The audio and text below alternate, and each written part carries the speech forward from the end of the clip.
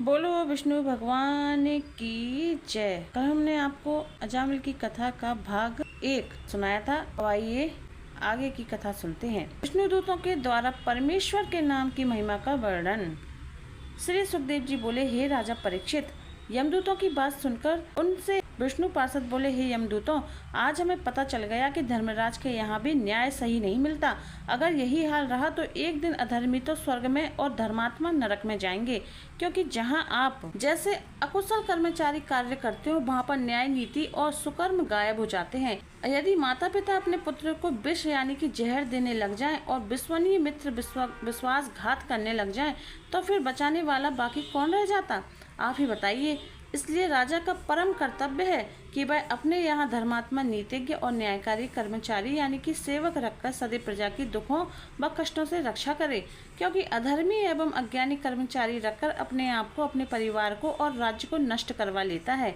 विष्णु पार्षदों की बात सुनकर यमदूत बोले, हे विष्णु पार्षदों, आप हमें इस तरह अनभिज्ञ कहकर हमारा अपमान कर रहे हैं। धर्मराज का नियम है कि जो कर्मचारी दीवानी और फौजदारी के कानून को समस्त पुस्तकें पढ़कर विश्वविद्यालय की न केवल उच्चतम परीक्षा पास करेगा बल्कि अच्छे नंबरों से सम्मानित होकर जब तक अपने आप को योग्य साबित नहीं करेगा, उसको न्यायकर्ता नहीं बनाया जाएगा। आप हमारी योग्यता का प्रमाण पत्र देख सकते हैं। धर्मराज के राज में झूठी गवाही और रिश्वत के विषय में कोई स्वप्न में भी सोच नहीं सकता। इसलिए हे मित्रों, जिस राज्य में रिश्वत व झूठी गवाही का प्रवेश द्वार सदैव बंद रहता है, वहाँ कभी भूलकर भी अन्याय होने की बात सोचना भी व्यर्थ है।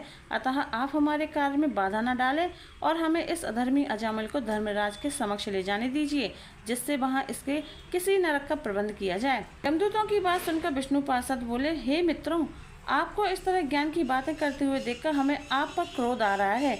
जो प्रभु के नाम के महात्म्य को ना जानकर ज्ञानी बनना चाहता है, उसको बुद्धिमान तो क्या, पागल कहने में भी शर्म यानी कि लज्जा आती है।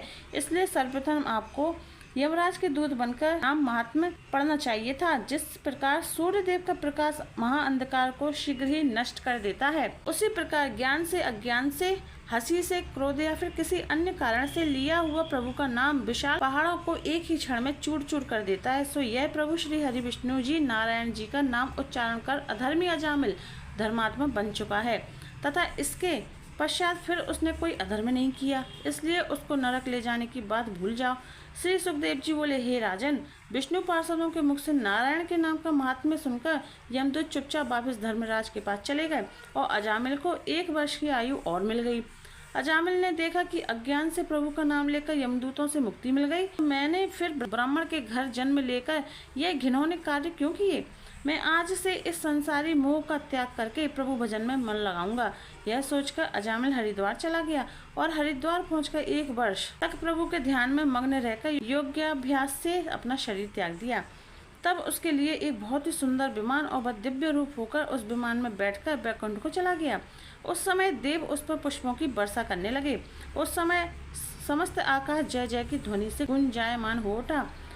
श्री सूत जी बोले, हे मुनीश्वरों, अज्ञान से एक बार प्रभु का नाम स्मरण करने से अजामिल जैसा अधर्मी परम पदवी पर पहुंच गया।